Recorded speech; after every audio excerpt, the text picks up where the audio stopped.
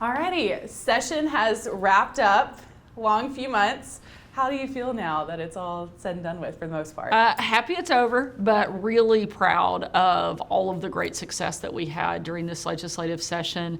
It's a long and grueling process, but we have great partnership and great leadership in this legislature, and we were able to work closely with a lot of members to get some pretty transformational legislation passed. I've made no secret that education is one of the biggest priorities I had coming in as governor, and during the first legislative session, we were able to do a lot through Arkansas Learns in the K through 12 space. This session, we built on that foundation and built on that success and really leaned into higher education. Passed Arkansas Access, 100-plus page piece of legislation that opens up a lot of opportunities, a lot of new pathways for every single student in the state to build a path to prosperity. At the end of the day, we want everybody that graduates from high school to either be able to enroll, to enlist, or be employed. And this opens that up significantly. And so I'm really proud of what we were able to accomplish in that space. We also were able to continue building on another big priority, and that's providing relief to so many citizens across the state. In the first couple years, we were able to pass 3 different state income tax cuts, reducing the tax burden by 20%, putting nearly $500 million back into the pockets of Arkansans. This session, we were able to eliminate Arkansas's most regressive tax, completely eliminating the state grocery tax, helping more and more families put food on the table. Just a couple of the highlights of what I think are a really great success story and a really great legislative session this year. Yeah, circling back to education and Arkansas Access, kind of rework some of the funding model. When people hear return on investment into productivity-based model, it's a lot, but what does that mean and how is that going to impact Arkansans when it comes to higher education? You know, one of the things we want to make sure is that we're putting millions and millions of dollars into our state-supported colleges and universities. So if we're putting all that money in, we want to, one, make sure those students, when they graduate, they're ready to go into the workforce, that they have the certifications, the training, the certificates they need to step into the workforce, and that there are jobs that are in demand. If we produce 100 different people in a degree, but none of those degrees are in demand, then we haven't done a good job of helping these students be set up for success. So matching up what high growth, high wage, high demand jobs look like with our higher education system was a big priority of getting that return on investment. If we're going to keep putting that money in, one, we want those kids to have a job on the back end. The other piece of it, we want them to have that job in Arkansas. And so if we build a great workforce, but it's for jobs that don't exist in our state, that's not a success story for us. So really leaning into the places where Arkansas has a right to win. Where can we be first? What are the industries that we really get to own? We did a lot of that through Learns. This helps us build on that. And I think it's one of the reasons that Arkansas has been the #1 state in the country for economic growth over the last 2 quarters in a row. We're #1 state for inbound migration because we focused on things that matter, like education, like workforce development, and we're seeing the success of some of that initial investment early on. Yeah. The people who were against Arkansas Access, one of their main claims was a section about the consequences that come with possible indoctrination of students. Is that in their cautionary or is that happening in Arkansas? It's something we want to protect from. We never want kids to be indoctrinated when they're in the classroom. That doesn't mean you avoid difficult topics, that you don't ask hard questions. It means that you can't force your beliefs on a kid in order to receive a certain grade. We want hard things to be talked about. We want challenging questions put in front of our students. We don't want their teachers' beliefs to be forced on them.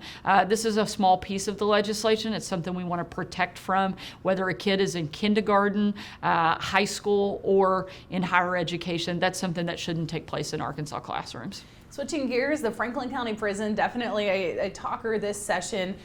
Didn't get out of the Senate that appropriation bill. Do you know where legislators stand now? What is the future of getting and crossing that threshold needed to get that money appropriated? Well, I think the vast majority of legislators, they supported it when it was in the Senate. They voted for it. They also voted for the PROTECT Act, actually putting, frankly, a demand in that legislation that we expand capacity and that we build a new prison. So we're going to continue to work with the legislature. They've set aside $75 million for this purpose. purpose. They've passed the PROTECT Act. We cannot allow violent repeat offenders to get out of prison simply for a lack of space. We have to do a better job protecting the people of our state, protecting our communities, and that's what we're going to do, and we'll continue to move forward and keep all options on the table for what that looks like. Some of the residents in Franklin County just felt like they were out of the loop a little bit. Do you think that if things had changed maybe on the front end when deciding a location that you would have had the votes this session? Do you think that played any kind of role in legislators maybe voting against it or the pushback that they're seeing from people in that county?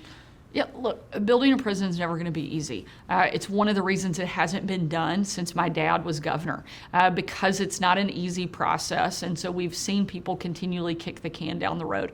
I don't think that's an option. I don't think that's the responsible thing to do, to walk away from things just because they're hard.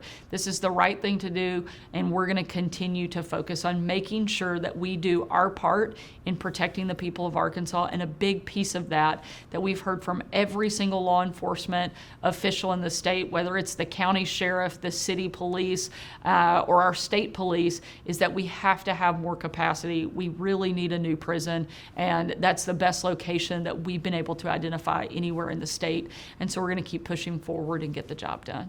Arkansas was hit pretty hard by some storms March and into April as well. Federal disaster relief denied. Were you shocked by that at all? Look, the process for requesting federal assistance is a pretty lengthy one. You have to meet a certain threshold in damages in order to get federal relief. We've been able to provide additional information since that initial request. We've put our appeal in. I spoke to Secretary Kristi Noem yesterday and got assurances that they will process as quickly as possible, and we're hopeful that this will get approved in the appeal process because of the additional information that we've added. But at the end of the day, we are going to work to make sure that our people are taken care of and that we rebuild stronger and better than even before those devastating storms hit our state. You talked to the president at all about it? Or? I have talked to him over the course of the last several months because we've had a lot of natural disasters. Look, this is a president who cares about the people.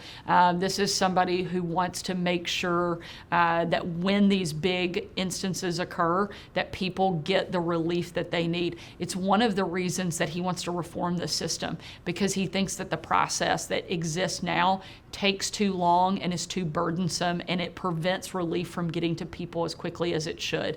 I'm hopeful that we can work with this administration, I know we can, on reforming that process so that it isn't as lengthy and that we can get relief to people much quicker after events like this take place. I never thought I would say these letters so much in my life, but PBM. I've said them so much in the past several months. You signed a bill into law preventing PBMs from owning pharmacies. Was it a difficult decision to sign, kind of given that either way it seems like pharmacies might close in the state? At the end of the day, it was the right thing to do. We shouldn't have somebody who is both the seller and the negotiator. Also, PBMs have not acted in good faith. There's a reason that we put a $1.5 million fine on them with just in the last couple of months. We have to have a more fair process, get rid of the drug middlemen if they are going to also be the seller. At the end of the day, our biggest objective is protecting our citizens, making sure our seniors, our veterans have access to the care that they need. And we feel like this puts us in a much better position. It also helps protect a lot of our community pharmacies that are the only point of access to a number of citizens around the state. Yeah, and healthy moms, healthy babies, that passed. Maternal health was a big priority for people on both sides of the aisle going into this session. Healthy moms, healthy babies did pass, and people supported it because it helps maternal health. But some people against it didn't necessarily think it went far enough. How do you feel about that phrase, and do you think it does enough for people in Arkansas? I think that it is a great investment. We were able to put $45 million into our maternal health programs around the state. We know that healthier moms have healthier babies. That is a scientific fact, and this is going to be a huge step in the right direction, making sure that more people have access to the resources and care that they need, and that they're getting the treatment that they need much sooner. So many women in the state of Arkansas that are pregnant never see a doctor until they're in labor. That's not a good thing for the mom. That's not a good thing for a baby. This is a great investment and a great great step in the right direction. I think we're one of the most pro-family administrations anywhere in the country, and we're proud to take this step forward. And I'm proud of the fact that we worked with stakeholders in a bipartisan fashion to get the maternal health investment made this session. Awesome. All right. Well, thank you so much for joining me. I appreciate you a lot. Thank you.